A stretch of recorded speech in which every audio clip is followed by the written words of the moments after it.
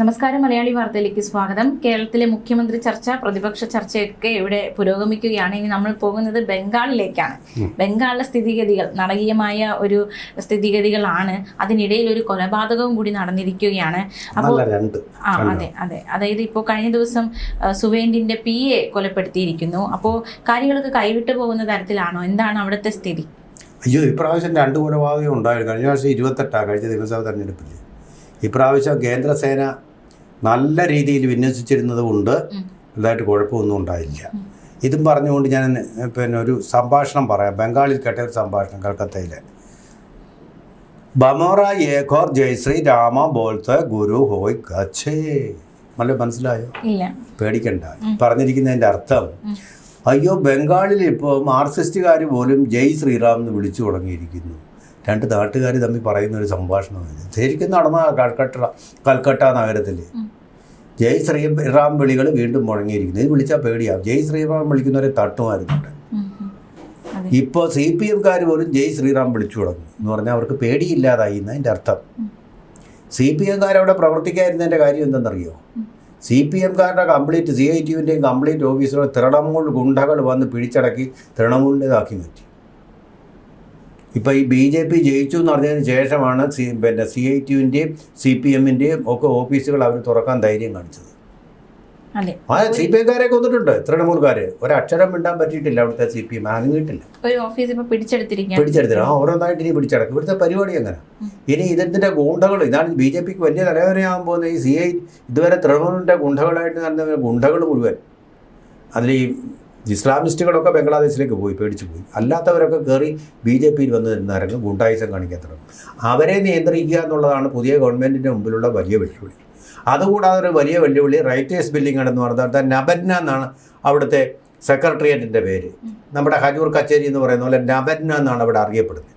ഈ നബന്നയിലെ മുഖ്യമന്ത്രിയുടെ കസേരയിൽ കയറി ഇങ്ങനെ അള്ളിപ്പിടിച്ചങ്ങിരിക്കുകയാണ് മമതാ ബാനർജി. ജന്മത്തെ അത് വിടുകയില്ല എന്നും പറഞ്ഞു. നമ്മളിപ്പോൾ കേട്ടിട്ടേ ഉള്ളൂ. അധികാരത്തിൽ കടിച്ചു തൂങ്ങിയിരിക്കുക, ഇത് പിടിച്ചു തൂങ്ങിയിരിക്കുക. ഞാൻ മാറത്തില്ല. ജനവിധി വന്ന് അവരുടെ എക്സ്പയറി ഡേറ്റും കഴിഞ്ഞു, എന്നാലും ഞാൻ മാറത്തില്ല എന്നും പറഞ്ഞിരിക്കുകയാണ്. കാര്യം എന്താ? ഇത് മാറിക്കഴിഞ്ഞാൽ സകലമാന ഗുണ്ടകളും ഇവരെ ഇട്ട് ഓടിക്കും. ഇതുവരെ അവർക്ക് വേണ്ടി ചെണ്ട കൂട്ടി നടന്നിരുന്ന ഗുണ്ടകളെല്ലാം കൂടി ഇവരെ ഓടിക്കും. അതാണ് ബംഗാളിലെ ജനാധിപത്യം.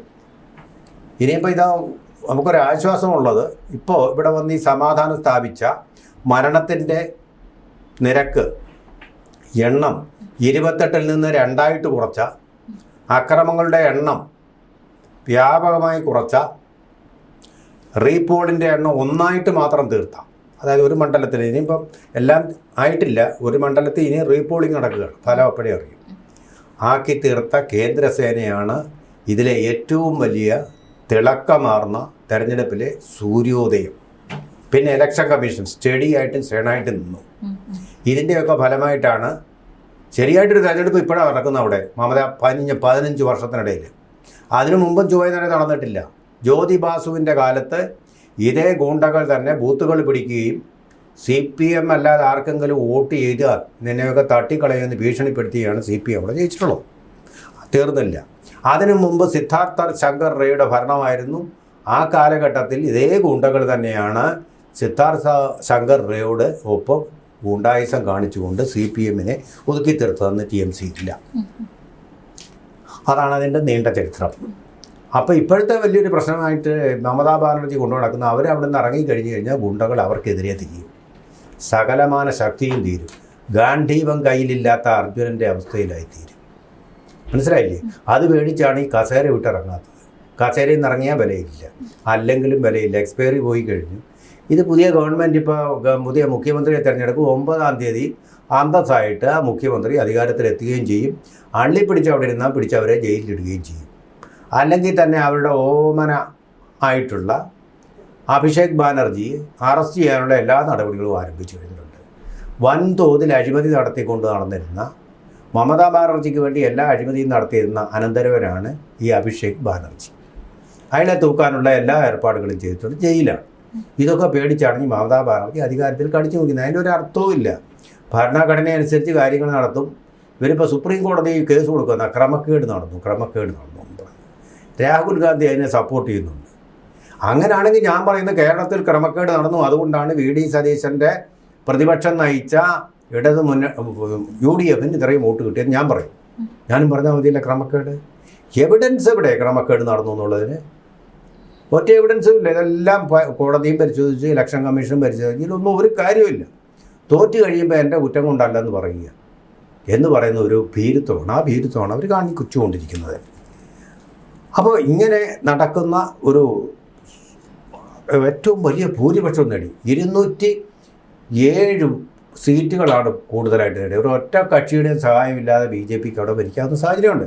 പക്ഷേ അവരങ്ങനെ ചെയ്യത്തില്ല. NDA മുന്നണിയായിട്ട് മാത്രമേ ഭരിക്കാൻ പോകുന്നുള്ളൂ. മിക്കവാറും സുവേന്ദു അധികാരി തന്നെയായിരിക്കും തെരഞ്ഞെടുപ്പിൽ വിജയിക്കുക. ഒരു അഴിമതി നടത്താത്ത ആളാണ്. പക്ഷേ ഇയാൾ BJPയിലേക്ക് പോയപ്പോൾ TMC എന്ന് പറയുന്ന പാർട്ടി അങ്ങേർക്കെതിരെ കുറേ അഴിമതികൾ ആരോപണം നടത്തിയിട്ടുണ്ട്. കോടതി അതെല്ലാം വെറുതെ അടിസ്ഥാനവും ഇല്ലയെന്ന് പറഞ്ഞു. അതിലൊക്കെ വിജയം എന്ന് പറയുന്നത് നമ്മുടെ ധർമ്മടത്ത് പിണറായി വിജയൻ തോറ്റില്ല, തോക്കാൻ പോയതേ ഉള്ളൂ. പക്ഷേ ഭവാനിപ്പൂരിൽ ഇവരെ തോൽപ്പിച്ചു സുവേന്ദു അധികാരി. പോരാട്ടമാണ്. എത്ര വർഷങ്ങളായിട്ട് പോരാട്ടത്തിനൊടുവിൽ ഇത് മമതാ ബാനർജിയുടെ വാട്ടർലൂ ആയിട്ട് മാറി അവർ തോറ്റു. മനസ്സിലായില്ലേ? അങ്ങനെ വമ്പിച്ച ഒരു വിജയം നേടിയിരിക്കുകയാണ്. സെയിൻറ്റ് ഹെലീന അല്ലേ, ആ ദ്വീപിലേക്ക് ഇനി അവരെ കടത്തി വിട്ടാൽ മാത്രം മതി. സെയിൻറ്റ് ഹെലീന ദ്വീപിൽ അവസാന കാലം നെപ്പോളിയൻ കഴിച്ച ദ്വീപ്, ആ ദ്വീപിലേക്ക് ഇനി അവരെ വിടുന്ന കാര്യം മാത്രമേ ആവശ്യമിരിക്കുന്നു. TMC എന്ന് പറയുന്നത് ഇനി കുരുക്കുകയില്ല. അവിടെ ബംഗാളിൻ്റെ രാഷ്ട്രീയം അങ്ങനെ പണ്ടേ പോയ കോൺഗ്രസ് പിന്നെ എന്തെങ്കിലും കുരുത്തിട്ടുണ്ടോ? CPM പണ്ടേ നന്ദിഗ്രാം സംഭവത്തോടു കൂടി പോയ CPM പിന്നെ കുരുത്തിട്ടുണ്ടോ? ഇല്ല. ബംഗാളിൽ അത് സംഭവിക്കില്ല. TMCയുടെ അന്ത്യയാത്രയായിരുന്നു ഇത്. അതാണ് നടന്നത്. ഒരു പക്ഷേ CPMൻ്റെ അന്ത്യയാത്രയായിരിക്കാം കേരളത്തിൽ ഈ പ്രാവശ്യം നടന്നത്. കോൺഗ്രസ് അത് അവരുടെ വിജയമാക്കാതിരുന്നാൽ കൊള്ളാമെന്ന് മാത്രമേ പറയാറുള്ളൂ. കോൺഗ്രസ് 3 കഴിഞ്ഞാൽ ഇത്രയും സീറ്റേ കാണത്തുള്ളൂ അല്ലേ? 35 സീറ്റ്, 3 ഗ്രൂപ്പാണ്, 3 മുഖ്യമന്ത്രിമാർ. അത് 3 ഗ്രൂപ്പായി കഴിഞ്ഞാൽ ഓരോന്നിനും 35 വെച്ച് പോലും കിട്ടുകയില്ല. CPM അവിടെ ഗവൺമെൻറ് സ്ഥാപിക്കും, ഗവൺമെൻറ് ഉണ്ടാക്കും. ഒരു സ്ഥിതിയിലേക്ക് ഇപ്പോൾ കോൺഗ്രസ് പോകുന്നത്. മര്യാദയ്ക്ക് പോയാൽ നിങ്ങൾക്ക് നല്ലത് എന്നേ പറയാറുള്ളൂ. വേറെ എന്തായാലും ചോദിച്ച് നമ്മൾ ഇച്ചിരി ഡൈവേർട്ട് ചെയ്ത് പോകുന്നുണ്ടോ സംശയം? ഈ ഒരു സാഹചര്യം കൂടുതൽ പ്രശ്നങ്ങളിലേക്ക് പോകുമോ? അങ്ങനത്തെ എന്തെങ്കിലും സാഹചര്യം ഉണ്ടോ? അല്ലില്ല, അത് പ്രശ്നം ഉണ്ടാകാൻ സാധ്യതയില്ല. കാരണം അവർ പറയുന്നതിന് ഇപ്പോൾ ഒരു മുഖ്യമന്ത്രിയുടെ വാക്കുകളുടെ വാലിഡിറ്റി ഇല്ല.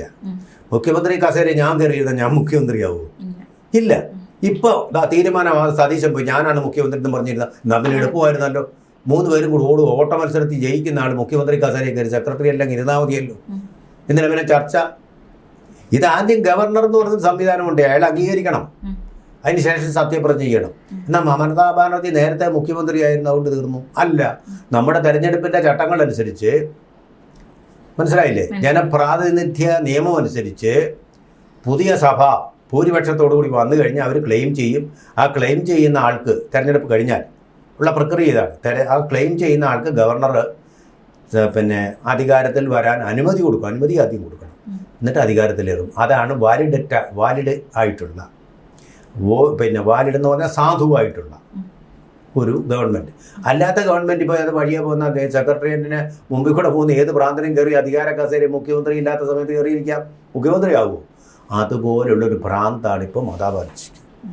അവരുടെ തലയിൽ എനിക്ക് തോന്നുന്നത് നെല്ലിക്കാത്തളം വെക്കണം. വാസ്തവമാണ്. അല്ലെങ്കിൽ കുതിരവട്ടത്തോ അല്ലെങ്കിൽ നമ്മുടെ ഇവിടെ ഉണ്ടല്ലോ ഊളംപാറ, തിരുവനന്തപുരത്ത് ഊളംപാറയിലോ കൊണ്ടുവന്ന് അവരെ ചികിത്സിക്കേണ്ട സമയമായി. അധികാരം നഷ്ടപ്പെടുമ്പോൾ ഒരു വെപ്രാളം സാരമില്ല, എല്ലാവർക്കും ഉണ്ടാകും. പിണറായി വിജയനുണ്ട്. ഇത് ഭ്രാന്തിൻ്റെ രൂപം പ്രാപിച്ചിരിക്കുക. സമനില നഷ്ടപ്പെട്ടു പോയിരിക്കുന്നു അധികാരം നഷ്ടപ്പെട്ടപ്പോൾ. അപ്പോൾ അതിന് ചികിത്സ ആവശ്യമാണ്. ചികിത്സിച്ചില്ലെങ്കിൽ അവർക്ക് തന്നെയാണ് കുഴപ്പം വരാൻ പോകുന്നത്. അല്ല പിന്നെന്താ അധികാരത്തെ ഇതുപോലെ നാണം കെട്ട പരിപാടി. ട്രംപിനെ ആ മനോദര തെറ്റിയിരുന്നു, അതിപ്പോഴും കാണിക്കുക. അതാണ് ഇറാൻ യുദ്ധത്തിൽ തെളിഞ്ഞത്. തോറ്റു തുന്നം പാടി വല്ല ആവശ്യം ഉണ്ടായിരുന്നു? തോറ്റു തുന്നം പാടി തിരിച്ചോടി. അപ്പോൾ എന്തായാലും ബംഗാളിന്റെ വരും ദിവസങ്ങൾ എന്തൊക്കെയാണ് സംഭവിക്കാൻ പോകുന്നതെന്ന് കാത്തിരുന്ന് കാണാം. നമുക്ക് കാണാം. അതെ.